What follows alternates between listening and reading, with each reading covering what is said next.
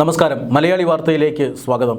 സംസ്ഥാനത്ത് പുതിയ മുഖ്യമന്ത്രി അടുത്ത തിങ്കളാഴ്ച, അതായത് ഈ വരുന്ന തിങ്കളാഴ്ച സത്യപ്രതിജ്ഞ ചെയ്ത് അധികാരമേൽക്കുമെന്നാണ് സൂചന.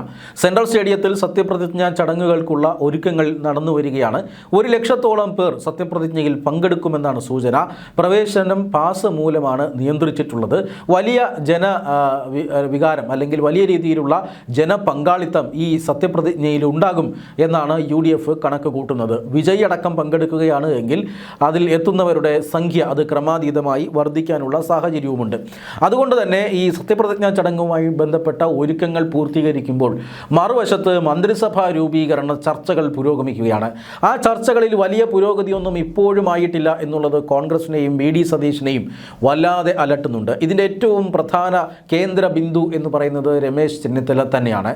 രമേശ് ചെന്നിത്തല താൻ വഞ്ചിക്കപ്പെട്ടു എന്ന ഒരു വികാരത്തിലാണ്. അദ്ദേഹത്തിൻ്റെ മനസ്സിൽ അങ്ങനെയാണുള്ളത്. തീർച്ചയായും അദ്ദേഹം കോൺഗ്രസിൻ്റെ സമുന്നതനായ നേതാവാണ്, വളരെ സീനിയർ ആയിട്ടുള്ള നേതാവാണ്. അദ്ദേഹത്തെ മുഖ്യമന്ത്രിയായി പ്രഖ്യാപിക്കുമെന്നാണ് എല്ലാവരും കരുതിയത്. പക്ഷേ മുഖ്യമന്ത്രി പദം കൂടുതൽ യുവത്വത്തിലേക്ക് പോകട്ടെ എന്ന് ഹൈക്കമാൻഡ് തീരുമാനിക്കുന്നു. VD സതീശൻ വരുമോ? അപ്പോൾ അത്രമാത്രം അർഹമായ പ്രാധാന്യം രമേശ് ചെന്നിത്തലയ്ക്ക് മന്ത്രിസഭയിൽ കിട്ടേണ്ടത് അത്യാവശ്യമാണ്. രമേശ് ചെന്നിത്തല ഈ ആഭ്യന്തര മന്ത്രി പദം ആവശ്യപ്പെടുന്നുവെന്നും VD സതീശൻ അത് വിട്ടുകൊടുക്കാൻ തയ്യാറല്ല എന്നുമാണ് സൂചന. അതായത് ആഭ്യന്തര മന്ത്രി പദം മുഖ്യമന്ത്രി അല്ലാതെ മറ്റൊരാൾ കൈമാറിയാൽ മന്ത്രിസഭയിൽ 2 അധികാര കേന്ദ്രങ്ങൾ ഉണ്ടാകും എന്നാണ്. അത് സർക്കാരിൻ്റെ മുന്നോട്ടുള്ള പ്രയാണത്തിന് നല്ലതല്ല എന്നും VD സതീശൻ വിശ്വസിക്കുന്നു. അതുകൊണ്ട് തന്നെ ആഭ്യന്തര വകുപ്പ് വിട്ടുകൊടുക്കാൻ VD സതീശൻ തയ്യാറല്ല. അതിൽ ഉടക്കി നിൽക്കുകയാണ് ഇപ്പോൾ രമേശ് ചെന്നിത്തല എന്നാണ് അറിയാൻ കഴിയുന്നത്. പക്ഷേ രമേശ് ചെന്നിത്തല പറയുന്നത് അദ്ദേഹം ഇതുവരെയും മൗനം കൈവടിയാൻ തയ്യാറായിട്ടില്ല. മുഖ്യമന്ത്രിയാണ് മന്ത്രിമാരെക്കുറിച്ചുള്ള തീരുമാനങ്ങൾ എടുക്കുന്നത്, ആഭ്യന്തര വകുപ്പ് ആരോടും ചോദിച്ചിട്ടില്ല എന്നൊക്കെ പറയുന്നുണ്ട്. എങ്കിലും അദ്ദേഹം തന്നോടൊപ്പം നിൽക്കുന്നവരെ ഉയർത്തിക്കാട്ടിക്കൊണ്ട് അവർക്ക് അർഹമായ ബർത്ത് മന്ത്രിസഭയിൽ ഉണ്ടാകണം, അതിനുശേഷമേ തൻ്റെ കാര്യം പരിഗണിക്കാവൂ എന്നാണ് രമേശ് ചെന്നിത്തല ഇപ്പോൾ ആവശ്യപ്പെടുന്നത്. പക്ഷേ ആഭ്യന്തര മന്ത്രി പദത്തിൽ കൂടുതൽ കുറഞ്ഞൊന്നും അദ്ദേഹത്തിന് നൽകാൻ കഴിയില്ല എന്ന് നമുക്ക് എല്ലാവർക്കും അറിയാം. പക്ഷേ ആഭ്യന്തര മന്ത്രി പദം നൽകാൻ തയ്യാറാണ് എന്ന് VD പക്ഷം ഇപ്പോൾ ചില നിലപാടിൽ അയവ് വരുത്തിയിട്ടുണ്ട്. പക്ഷേ കൂടെയുള്ളവർക്ക് മന്ത്രിസ്ഥാനം കൂടി ഇപ്പോൾ രമേശ് ചെന്നിത്തല ആരായുകയാണ് എന്നാണ് ഇപ്പോൾ ലഭിക്കുന്ന സൂചന. മാത്രമല്ല അദ്ദേഹം തൻ്റെ ഒപ്പം നിൽക്കുന്ന MLA-മാരെ പ്രൊജക്റ്റ് ചെയ്യാനുള്ള ശ്രമവും നടത്തുന്നുണ്ട്.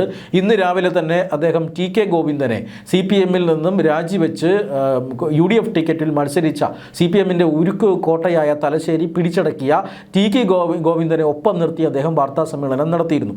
TK ഗോവിന്ദനെ അടക്കം CPIM-ൽ നിന്നും പുറത്തെത്തിച്ച് അവിടെ മത്സരിച്ച മണ്ഡലമടക്കം പിടിച്ചെടുത്തതിന് പിന്നിൽ തൻ്റെ കരങ്ങൾ ഉണ്ട് എന്ന് പറയാതെ പറഞ്ഞു വയ്ക്കുകയാണ് രമേശ് ചെന്നിത്തല. ഇവിടെ രമേശ് ചെന്നിത്തല അവിടെ 4 പ്രാവശ്യം തെരഞ്ഞെടുപ്പ് പ്രചരണത്തിന് വന്ന കാര്യം TK ഗോവിന്ദൻ മറന്നിട്ടും രമേശ് ചെന്നിത്തല ഓർമ്മപ്പെടുത്തുകയാണ്.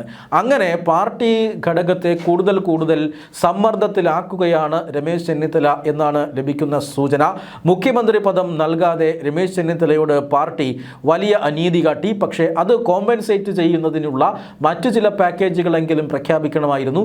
അതിന് കോൺഗ്രസ് ഹൈക്കമാൻഡും അതുപോലെ തന്നെ സംസ്ഥാന ഘടകവും തയ്യാറല്ല എന്നാണ് ഇപ്പോൾ ലഭിക്കുന്ന സൂചന. പക്ഷേ ഈ വിഷയത്തിൽ തന്നെയാണ് മന്ത്രിസഭാ രൂപീകരണം ഇപ്പോൾ ഉടക്കി നിൽക്കുന്നത്. മാത്രമല്ല UDF-ൻ്റെ നേതൃയോഗം ഇന്ന് ചേരുകയാണ്. UDF-ൻ്റെ മന്ത്രിസ്ഥാനവുമായി ബന്ധപ്പെട്ട് വലിയ തർക്കങ്ങളൊന്നും ഉണ്ടാകില്ല എന്ന് കരുതുന്നു. പക്ഷേ ഈ രമേശ് ചെന്നിത്തലയെ അനുനയിപ്പിക്കുക, അദ്ദേഹത്തോടൊപ്പം നിൽക്കുന്നവർക്ക് മന്ത്രിസ്ഥാനം നൽകി അക്കോമഡേറ്റ് ചെയ്യുക, ഇതെല്ലാമായിരിക്കും മുഖ്യമന്ത്രി എന്ന നിലയിൽ VD സതീശൻ്റെ ഏറ്റവും വലിയ വെല്ലുവിളി എന്നത്. അദ്ദേഹം അതിനുവേണ്ടി ഇന്ന് രാവിലെ വിമാനമാർഗം എറണാകുളത്ത് നിന്നും തിരുവനന്തപുരത്തേക്ക് തിരിച്ചിട്ടുണ്ട്. തിരുവനന്തപുരത്ത് ഇനി വരുന്ന മണിക്കൂറുകളിൽ നിർണായകമായ രാഷ്ട്രീയ കൂടിയാലോചനകളായിരിക്കും നടക്കുക.